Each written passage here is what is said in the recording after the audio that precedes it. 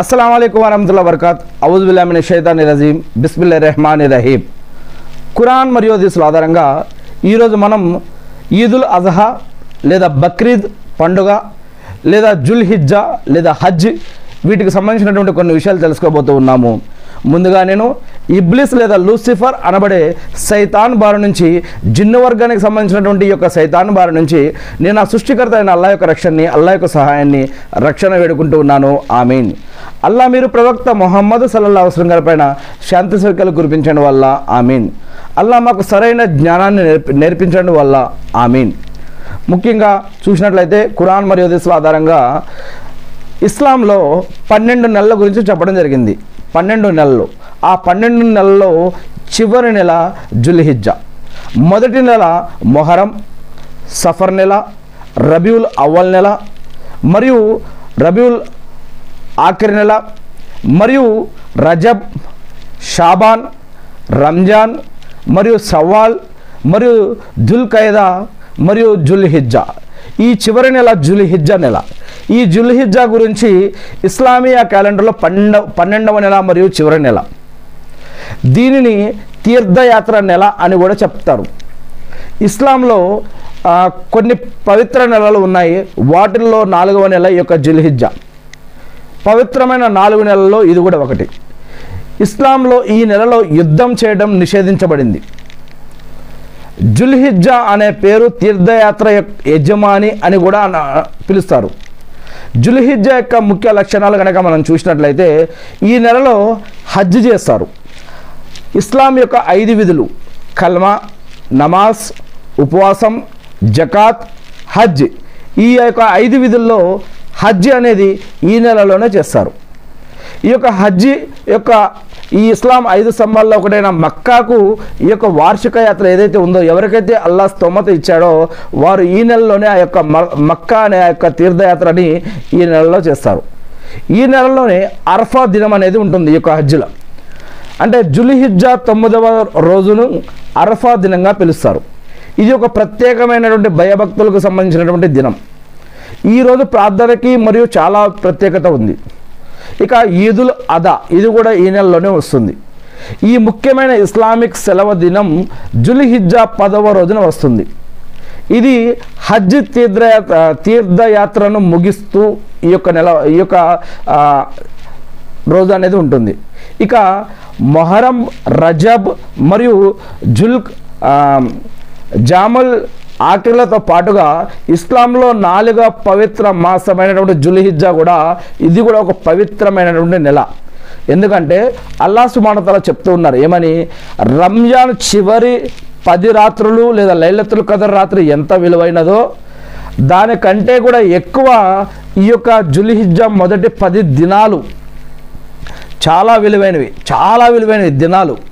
అంటే ఈ యొక్క దినంలో మనం చేసే పని చాలా విలువైందని, అందుకే ఈ యొక్క మనం రంజాన్ రాత్రుల్లో ఏం చేస్తాం, చివరి 10 రోజుల్లో జాగారం ఉంటాం, తరావీ నమాజ్ చేస్తాం, నఫిల్ నమాజులు, సున్నత్ నమాజులు, ఖురాన్ పఠనం, దాన ధర్మాలు, ప్రార్థనలు, ఇంకా ఇలాంటి అనేక ఆధ్యాత్మిక తక్బీర్లు ఇలాంటివి చేస్తూ ఆ యొక్క రాత్రులను మనం గడుపుతూ ఉంటాం. మరి ఈ యొక్క పగళ్ళు అంతకంటే విలువైనవి, గొప్పవి అని చెప్పబడ్డటువంటి ఈ యొక్క పగటిపూట మనం ఎలాంటి ఆరాధనలు చేయాలి, మనం ఈరోజు ఎలా జీవిస్తూ ఉన్నాం, ఆ యొక్క 10 రోజుల్లో ఒక్కసారి మనం గుర్తు చేసుకోవాలి, లేదా మనల్ని మనం ప్రశ్నించుకోవాలి. ఈ యొక్క 10 రోజులే కాదు, ఈ యొక్క నెల మొత్తం కూడా, లేదా ఈ యొక్క పవిత్ర మాసాలు 4 నెలలు ఏవైతే ఉన్నాయో వీటిలో యుద్ధం కూడా నిషేధించడం జరిగింది. జుల్హిజ్జాలో త్యాగం ఏమిటి అంటే, కుర్బానీ అంటే త్యాగం. ప్రతి సంవత్సరం ఇస్లామిక్ మాసంలో జుల్హిజ్జా సందర్భంగా ప్రపంచవ్యాప్తంగా ముస్లింలు జంతువుని కుర్బానీ అనేది ఇస్తారు. మేక కానీ, గొర్రె కానీ, పశువు కానీ, ఒంటెని కానీ ఈ విధంగా కుర్బానీ ఇస్తారు. ఇది ప్రవక్త ఇబ్రాహీం అలైహిస్సలాం గారి యొక్క కుమారుడైనటువంటి ఇస్మాయిల్ అలైహిస్సలాం గారి యొక్క గాథ ఏదైతే ఖురాన్లో చెప్పబడిందో దీని సందర్భంగా ప్రత్యేకించుకొని ఈ యొక్క కుర్బానీ అనేది వచ్చింది అని మనకి ఖురాన్లో చెప్పడం జరుగుతుంది. ప్రవక్త ముహమ్మద్ సల్లల్లాహు అలైహి వసల్లం గారు ఏమన్నారంటే, ఈ 10 రోజులు, ఈ 10 దినాలు చాలా విలువైనవి. అల్లాహకి అత్యంత ఎక్కువ ఇష్టమైనటువంటి దినాలు ఈ యొక్క 10 పగళ్ళు అని మరియు చెప్పడం జరిగింది. ఇస్లామిక్ ధర్మంలో జుల్హిజ్జా అంటే ఏమిటి అంటే ఈ నెల యొక్క అరబిక్ పేరు దుల్హిజ్జా అంటే తీర్థయాత్ర యజమాని అని ఇంకొక అర్థం కూడా వస్తుందన్నమాట. ఈ నెలలో మొత్తం ప్రపంచంలో ఉన్నటువంటి స్తోమత కలిగిన వారు మరి కొంతమంది 10 రోజులు కూడా ఉపవాసం ఉంటారు, కొంతమంది అరఫా రోజు మరి 9వ రోజు ఉపవాసం ఉంటారు, కొంతమంది మరి ఈ విధంగా స్తోమత ఉన్న వాళ్ళు హజ్ కూడా చేయడానికి ప్రయత్నిస్తారనమాట. అదేవిధంగా ఈ యొక్క 10 రోజుల్లో ఎక్కువగా ప్రార్థనలు చేస్తూ ఉంటారు. ఎందుకు? పాపాలు క్షమించమని, పుణ్యాలు ప్రసాదించమని, మనల్ని ఇహలోకంలో సమాధి జీవితంలో ప్రళయ దినం రోజు పరలోకంలో కూడా రక్షించమని, ఈ ప్రపంచంలో ఉన్న అనేక రకాల సమస్యల నుంచి, కష్టాల నుంచి, బాధల నుంచి, ఇబ్బందుల నుంచి, సైతాన్ల నుంచి, జిన్నాతుల నుంచి, అస్రాతుల నుంచి, ఇంకా అనేక రకాల ఆ సృష్టికర్తైనటువంటి అల్లాహ్ సృష్టించిన అన్ని రకాల కీడు నుంచి తనని తన కుటుంబ సభ్యుల్ని కూడా రక్షించమని ఒక అల్లాహ్ యొక్క దాసుడు ఈ యొక్క ప్రార్థనలో ప్రత్యేకంగా ఈ యొక్క 10 పగళ్ళల్లో కూడా వేడుకుంటూ ఉంటాడు. కూర్చున్నప్పుడు, లేచినప్పుడు, నడిచేటప్పుడు, మేల్కొన్నప్పుడు, పనిచేసేటప్పుడు, ఆరాధనలో ఉన్నప్పుడు, నమాజులో ఉన్నప్పుడు, మస్జిద్లో ఉన్నప్పుడు, మస్జిద్ బయట పనిచేసే దగ్గర ప్రతి క్షణం కూడా అతడు మనసులో ఈ యొక్క దువాలను, ప్రార్థనలను చేసుకుంటూ ఉంటాడు అన్నమాట. సమయాన్ని వృధా చేయకుండా ప్రతి క్షణం కూడా అతను తక్బీర్లతోటి సుబ్హాన్ అల్లా, అల్హమ్దుల్లా, అల్లాహ్ అక్బర్ అంటూ లేదా ప్రార్థన చేసుకుంటూ తనలో తనే అల్లాహ్తో మాట్లాడుతూ ప్రార్థన చేసుకుంటూ ఉంటాడు అనమాట. ఇలా దీన్ని మరియు నఫిల్ ప్రార్థనలు, సున్నత్ ప్రార్థనలు మరియు సున్నత్ ముఖద్దాలు ఇలాంటి అనేక ప్రార్థనలు ఉన్నాయి. ఇవి ఈ 10 రోజులు మనకి దొరికితే మన జీవితంలో ఈ యొక్క పగళ్లను వృధా చేసుకోకుండా ఆరాధనలో మరి రంజాన్లో ఎలాగైతే మనం పుణ్యాలు సంపాదించడం కోసం ప్రయత్నిస్తామో అలానే ఈ జుల్హిజ్జా నెల మొదటి 10 రోజులు కూడా పుణ్యాలు సంపాదించుకోవడం కోసం ప్రయత్నించాలి అని ఇస్లాం ధర్మం తెలియజేస్తూ ఉంది. ఇక రెండో విషయం ఏంటంటే ఖురానుని ఎక్కువగా చదవటం. ఈ యొక్క 10 రోజుల్లో ఖురానుని ఎక్కువగా చదవటం, ఖురాన్ని అర్థం చేసుకోవటం, ఖురాన్ని అలా గనక చదివితే మరి ప్రళయ దినం రోజు ఎవరైతే ఖురాన్ని ఎక్కువగా చదువుతారో వారి తరపున అల్లా వద్ద ఆ యొక్క ఖురాన్ ఒక జరియాగా సాక్ష్యమిస్తుంది, పనికొస్తుంది అని. ఇలా ఉపవాసము మరియు ఖురాన్ ఎవరైతే ఉపవాసం పెట్టారో, ఎవరైతే ఖురాన్ చదివారో ఈ రెండు అల్లా దగ్గర ప్రళయ దినం రోజు ఓ అల్లా వీరు మమ్మల్ని పాటించారు, లేదా ఉపవాసం ఉన్నాడు, లేదా ఖురాన్ చదివారు, మరి ఇతన్ని నరకం నుంచి రక్షించి స్వర్గాన్ని ప్రసాదించండి, స్వర్గంలో అత్యుత్తమ స్థానాన్ని ప్రసాదించండి అని ఈ యొక్క ఉపవాసము లేదా ఖురాన్, ఉపవాసం ఉంటే ఉపవాసం, ఖురాన్ చదివితే ఖురాన్, ఇవి అల్లా వద్ద మనకి ఒక జరియాగా, వసీలాగా లేదా ఒక సపోర్ట్గా పనికొస్తాయని ప్రవక్త మొహమ్మద్ సల్లల్లాహు అలైహి వసల్లం గారు తెలియజేశారు. మరి ఈ 10 రోజుల్లో ఖురాన్ చదవటం ఇంకా చాలా విలువైందని కూడా చెప్పడం జరిగింది. ఈ 10 రోజుల్లో కూడా చాలామంది రంజాన్లో ఏ విధంగా అయితే ఉపవాసం ఉంటామో అలానే ఈ 10 రోజుల్లో కూడా చాలామంది ఉపవాసాలు కూడా పాటిస్తారు. పాటించడం మంచిది, పాటించమని ఇస్లాం ప్రోత్సహిస్తూ ఉంది. మరియు దాన ధర్మాలు ఈ యొక్క ఉపవాసమే కాకుండా ప్రత్యేకంగా ఒకవేళ ఈ యొక్క 10 రోజులు ఎవరైతే ఉపవాసం ఉండలేకపోయారో కనీసం అరఫా రోజైనా ఆ ఒక్క రోజైనా సరే ఉపవాసం ఉండడం కోసం ప్రయత్నించాలి అని, ఆ ఒక్క రోజైనా సరే ఈ యొక్క 10 రోజులు ఉండలేని వారు ఆ అరఫా రోజైనా సరే ఉపవాసం ఉండాలి అని ఇస్లాం ధర్మం తెలియజేస్తూ ఉంది. మరియు దాన ధర్మాలు ఎక్కువగా చేయండి, సదకా ఖైరాతులు ఎక్కువగా చేయండి అని చెప్పడం జరిగింది. అల్లాహ్ సుబ్హానహు వ తఆలా ఎవరికైతే సంపాదన ఎవరికైతే ఇచ్చాడో వారు ఈ 10 రోజుల్లో ఎక్కువగా దాన ధర్మాలు చేయడం కోసం, సదకా ఖైరాతులు చేయడం కోసం ప్రయత్నించండి అని. వాటి వల్ల ఏం లాభమో అది కూడా మనం ఇంతకుముందు చెప్పుకోవడం జరిగింది. ఇక వారికి ఆర్థిక స్తోమత ఉంటే హజ్ పుణ్యం కూడా దొరుకుతుంది, మరి హజ్ కూడా చేసుకోండి.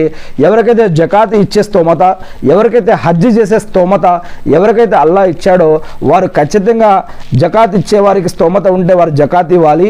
హజ్కి వెళ్ళి వచ్చే అంత స్తోమత వారికి ఉంటే వారు హజ్ కూడా చేయాలని ఇస్లాం ధర్మం నొక్కి ఒక్కానిస్తూ గట్టిగా చెప్తూ ఉంది. ఎవరైతే స్తోమత ఉండి కూడా ఇవి చేయలేదో వారిని ప్రళయ దినం రోజు శిక్షించడం కూడా జరుగుతుంది అని, మరి వారిని పట్టుకోవడం జరుగుతుంది, వారిని ప్రశ్నించడం జరుగుతుంది అని ఇక్కడ ఖురాన్లో కూడా ఈ యొక్క విషయాలు తెలియజేయబడ్డాయి. మరియు వీలైనంత ఎక్కువ జికర్ చేయాలి అని. జికర్ అంటే ఏమిటంటే తహ్లీల్, తక్బీర్, తహ్మీద్ అని ఇలాంటివి ఉంటాయి.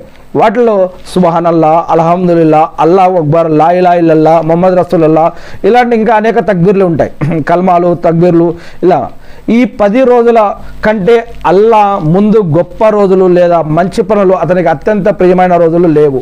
కాబట్టి వాటిలో ఈ యొక్క 10 రోజులు ఎవరికైతే దొరుకుతాయో వారు తహ్లీల్, తక్బీర్ మరియు తహ్మీదులు ఎక్కువగా పఠించాలి అని అహ్మద్ అనే హదీస్ గ్రంథంలో ఈ యొక్క విషయాలు చెప్పడం జరిగింది.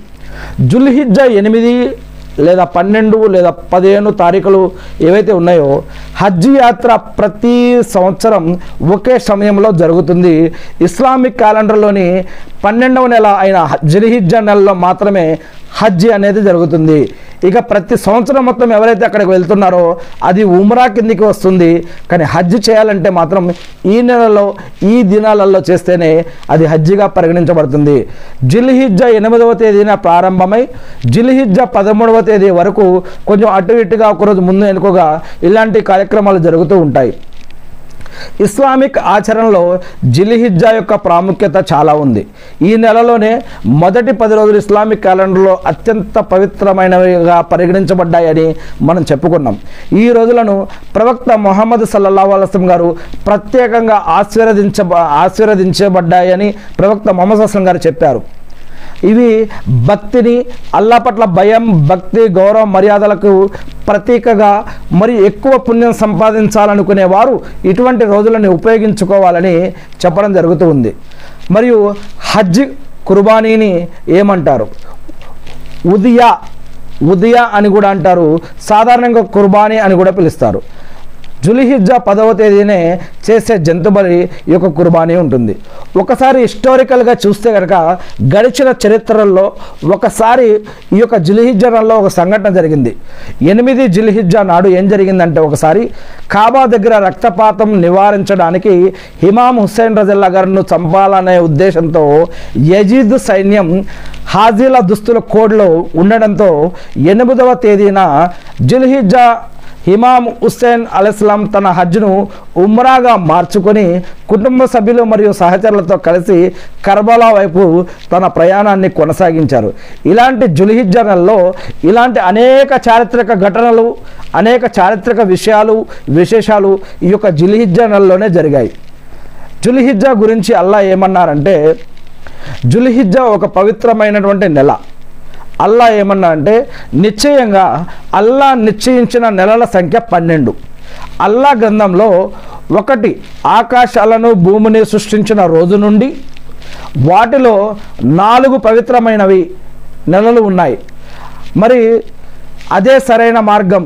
కాబట్టి ఈ నెలలో ఒకరికి ఒకరు ఈ నెలల్లో ఎవరు అన్యాయాలు చేసుకోకండి అని చెప్పడం జరిగింది. ఇది ఇకపోతే అల్లా ప్రయాణం, అల్లా కొన్ని విషయాల మీద ప్రమాణం చేశాడు.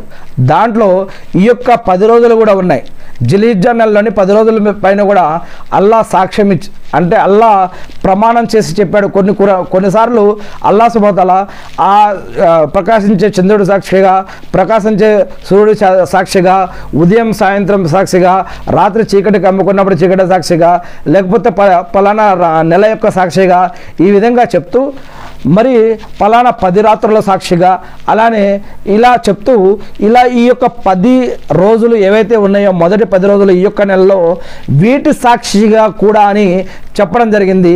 దీనిని బట్టి ఈ నెలకి ఉన్నటువంటి ప్రత్యేకత, ఈ నెలకి ఉన్నటువంటి పుణ్యం, ఈ నెలకి ఉన్నటువంటి విలువ, ఈ నెలలో మొదటి 10 రోజులకు ఉన్నటువంటి విలువ ఏమిటనేది అల్లా సుబ్హానహు వ తఆలా వీటిపైన ప్రమాణం చేసి చెప్తున్నటువంటి విషయం ద్వారా ఈ నెలకి ఉన్నటువంటి విషయం ఏంటనేది ఎంత విలువైనది అనేది మనకు అర్థమవుతుంది. ఈ శుభదినాలలో చేయవలసినటువంటి కొన్ని విషయాలు ఏమిటంటే, ఈ శుభదినాలలో ప్రపంచవ్యాప్తంగా ఉన్న ముస్లింలు అల్లా సాన్నిహిత్యాన్ని మరియు క్షమాపణను పొందడానికి ప్రయత్నిస్తూ ఉంటారు.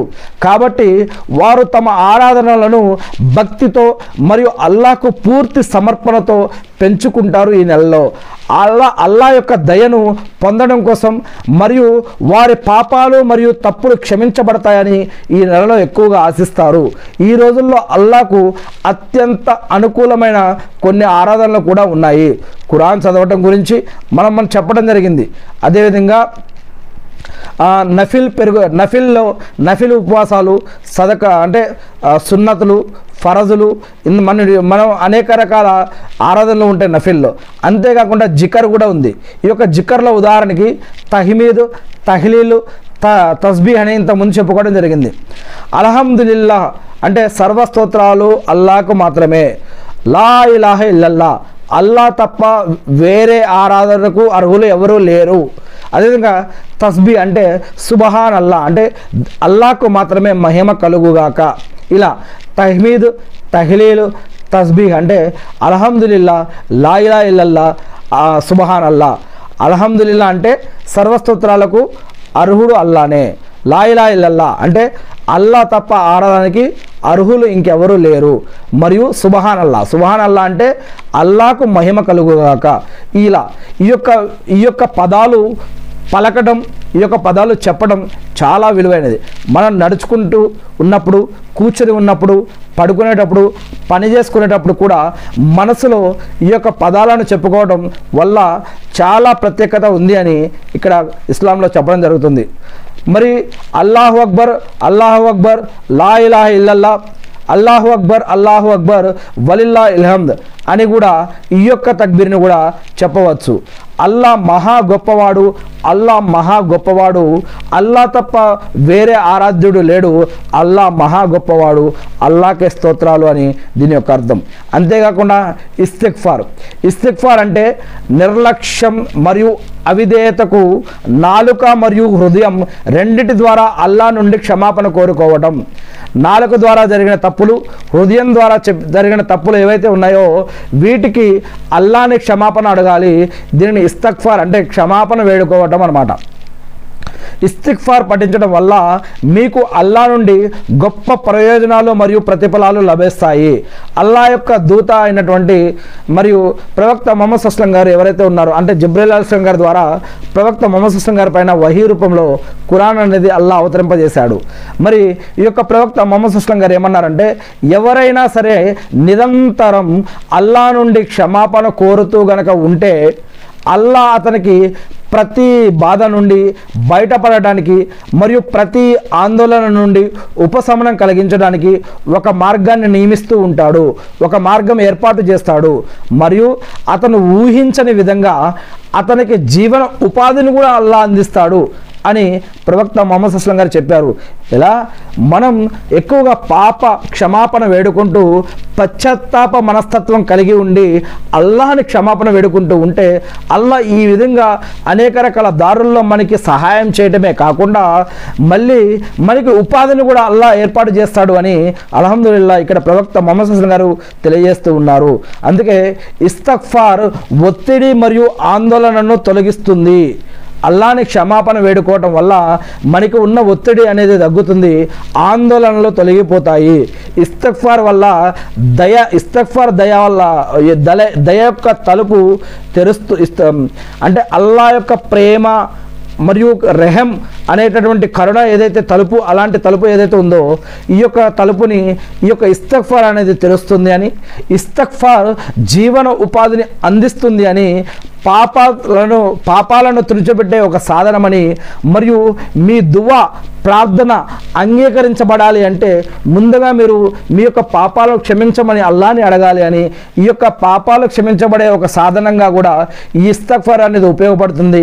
ఈ 10 రోజుల్లోనే కాదు, సంవత్సరం మొత్తమే కాదు, ఈ 10 రోజుల్లో ప్రత్యేకంగా అల్లాని సాధ్యమైనంత వరకు మరి ఇస్తిగ్ఫార్ అంటే క్షమాపణ పశ్చాత్తాపం చెందాలి అని ఇక్కడ చెప్పడం జరుగుతుంది. ఈ 10 రోజుల్లో ఇది కూడా చాలా విలువైందనమాట. అంతేకాకుండా ఉపవాసం. ఒక హదీసు కుద్సీలో అల్లా సుబ్హానహు వ తఆలా ఇలా అన్నాడని చెప్తూ ఉన్నారు, ఆదం కుమారుని కర్మలన్నీ అతని కోసమే, ఉపవాసం తప్ప అది నా కోసం మాత్రమే ఉపవాసం, దానికి నేనే ప్రతిఫలం ఇస్తాను అని అల్లా సుబ్హానహు వ తఆలా చెప్తూ ఉన్నారు. ఉపవాసం అల్లా కోసం, దాని ప్రతిఫలాన్ని నేరుగా అల్లానే ఇస్తాను అని చెప్తూ ఉన్నారని బుఖారీ హదీస్ గ్రంథంలో చెప్పడం జరుగుతుంది. ఉపవాసం అనేది అల్లా స్వయంగా సుబానుడుగా ఇచ్చే ఏకైక మంచి కార్యం, మరియు అల్లా దాన్ని పరిపూర్ణం చేసిన అరఫా దినాన ఉపవాసం ఉండటం. మరియు ప్రవక్త ముహమ్మద్ సల్లం గారు ఏమన్నారంటే అరఫా ఉపవాసం గత సంవత్సరం ఉపవాసాలు మరియు రాబోయే 2 సంవత్సరాల పాపాలు మరి ఇలా క్షమించబడతాయి వారి యొక్క పాపాలని చెప్పడం జరుగుతుంది. కొంతమంది హదీస్లో ఏం చెప్తున్నారంటే గడిచిన 1 సంవత్సరం, రాబోయే 1 సంవత్సరం అని, కొంతమంది రాబోయే 2 సంవత్సరాలని చెప్తూ ఉన్నారు. ఇకపోతే చారిటీ అంటే విరాళాలు అంటే దాన ధర్మాలు. ఈ యొక్క 10 రోజుల్లో ఎక్కువగా సదకా ఇవ్వడం కూడా ఉత్తమమైన ఆరాధనలో ఒకటి. ఖురాన్లో అనేక ఆయతుల్లో సమాజంలోని పేద మరియు బలహీన ముస్లింలకు దాన ధర్మాలు చేయడం యొక్క విలువ గురించి చెప్పడం జరిగింది. మరియు ప్రవక్త ముహమ్మద్ సల్లం గారు కూడా చాలాసార్లు సదకా ఇవ్వటం గురించి చెప్పారు. ముహమ్మద్ సల్లం గారు తన సహచరులను వీలైనప్పుడల్లా సదకాను దాన ధర్మాలు ఎక్కువగా చేస్తూ ఉండండి అని చెప్పడం జరిగింది. మహిళలకు ఆడవారికి ప్రత్యేకంగా దాన ధర్మాలు సదకా ఖైరాతులు చేయాలి అని, వారు ఎందుకు చేయాలి, వారు చేయటం వల్ల ఇహలోకంలో మరియు ప్రళయదినం రోజు పరలోకంలో ఏం ప్రయోజనం, దీని గురించి ప్రత్యేకంగా ప్రవక్త ముహమ్మద్ సల్లం గారు అనేక సార్లు చెప్పారు మరియు ప్రోత్సహించారు కూడా. ఈ 10 రోజుల్లో ఎందుకంటే మీ సదకా లేదా జకాత్ యొక్క ప్రతిఫలం ఎక్కువగా మరియు విస్తరింపజేయబడుతుంది. మామూలు రోజుల్లో చేసే దాన ధర్మాల పుణ్యాల కంటే కూడా ఈ 10 రోజుల్లో చేసే పుణ్యాలు ఇంకా ఎక్కువని, అందుకోసం ఈ 10 రోజుల్లో ఇంకెక్కువ వీలైనంత పుణ్యాలు చేయండి, దానికి అనేక రెట్ల పుణ్యం లభిస్తుంది అని చెప్పడం జరుగుతుంది. మరియు మీ దాతృత్వం, మీ యొక్క మనస్సు, మీ యొక్క ఆలోచన, మీ యొక్క హృదారత, మీ యొక్క దయ, మీరు చేసిన దాన ధర్మాలు పరలోక తీర్పు రోజు కూడా మీకు ఇవన్నీ కూడా సహాయపడతాయి. అందుకే సాధ్యమైనంత ఎక్కువగా మీరు ఈ యొక్క 10 రోజులే కాకుండా సంవత్సరం మొత్తం కూడా దాన ధర్మాలు సదకా ఖైరాతులు ఎక్కువగా చేయండి. మరియు బంధుత్వ హక్కులు నెరవేర్చండి, బంధువులను కలుపుకోండి, బంధుత్వ తెగదింపులు చేసుకోవద్దు. మరియు ఎవరైతే ఇడిపోయి ఉన్నారో, ఎవరైతే కొట్లాడుకొని ఇడిపోయి ఉన్నారో వారిని కలపడం కోసం కూడా ప్రయత్నించండి.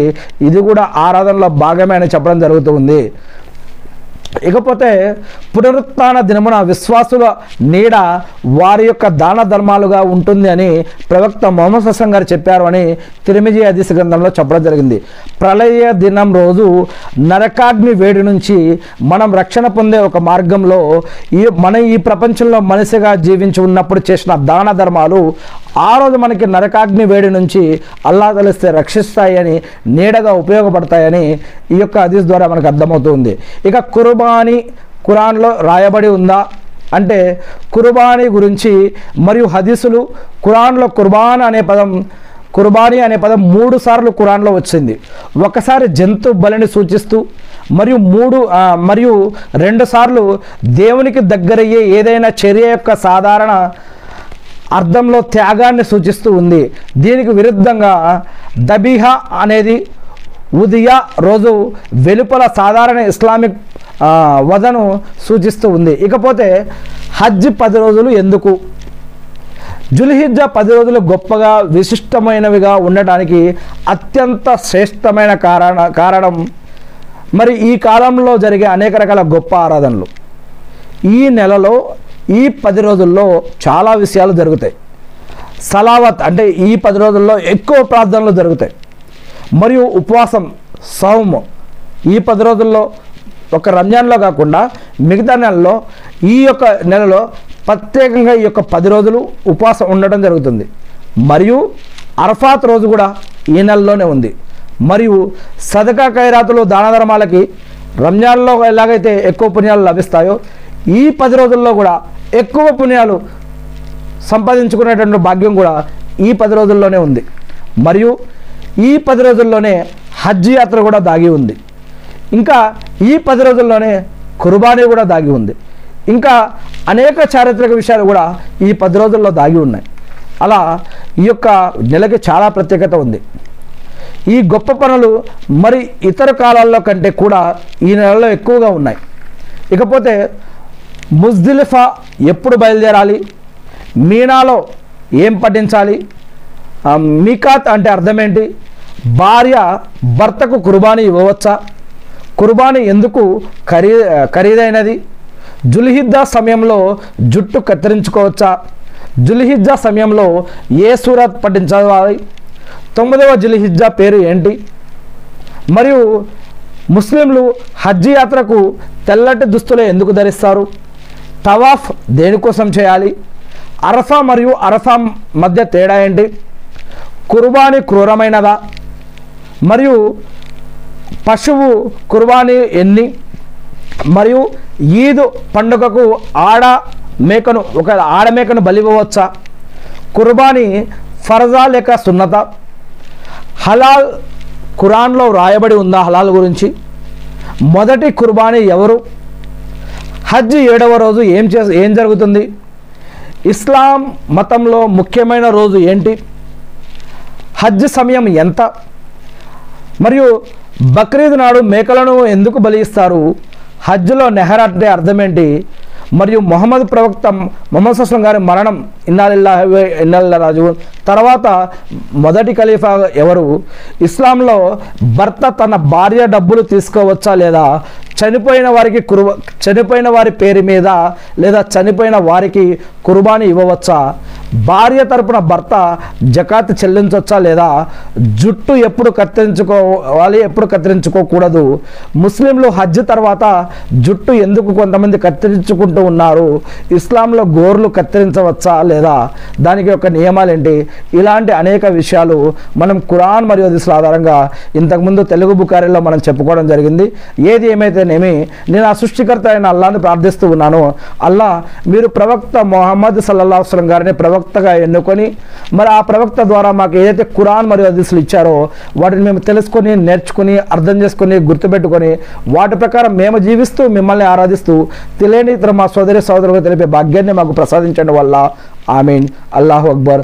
అల్లా ఇబ్రాహీం అలైహిస్సలాం గారి పైన, ఆయన కుటుంబ సభ్యులపైన, ఆయన ఉమ్మత పైన శాంతి సుఖాలు కురిపించడం వల్ల, అదేవిధంగా వల్ల ప్రవక్త ముహమ్మద్ సల్లల్లాహు అలైహి వసల్లం గారి పైన, ఆయన కుటుంబ సభ్యులపైన, ఆయన ఉమ్మతపై కూడా శాంతి సుఖాలు కురిపించి మకామే ముహమ్మద్కు ప్రవక్త గారిని వారసుని చేసి అంతిమ దినం రోజు వసీలతా స్థానాన్ని ప్రవక్త ముహమ్మద్ సల్లల్లాహు అలైహి గారికి ప్రసాదించడం వల్ల ఆమీన్. అల్లా మాకు ఈ యొక్క ఏదైతే ఈ యొక్క జుల్హిజ్జా ఏదైతే ఈ యొక్క నెల ఇచ్చారో ఈ యొక్క నెల యొక్క శుభాలను మా పైన, మా కుటుంబ సభ్యులపైన, మీ యొక్క దాసులందరిపైన కూడా కురిపించడం వల్ల ఈ యొక్క శుభాలను మేము కూడా పొందే భాగ్యాన్ని మాకు ప్రసాదించడం వల్ల ఈ యొక్క నెలలో ఎవరైతే నిన్ను ప్రత్యేకంగా ఇలా ఇప్పుడు మీరు చెప్పినట్లు ఖురాన్ హదీసుల్లో ఎవరైతే మిమ్మల్ని ప్రత్యేకంగా ఆరాధిస్తూ ఉన్నారో, ఆరాధించబోతూ ఉన్నారో వారందరి యొక్క ఆరాధనలు స్వీకరించడం వల్ల మమ్మల్ని అందరినీ నరక నుంచి, సైతానుల నుంచి, జిన్నాతుల నుంచి, ప్రాణంపేట బాధ నుంచి, ఇబ్బందుల నుంచి, నరకయాత్ర నుంచి, సమాజ శిక్షల నుంచి, ప్రళయదిన రోజు ఉన్నటువంటి ఇబ్బందుల నుంచి మమ్మల్ని అందరినీ కూడా కాపాడడం వల్ల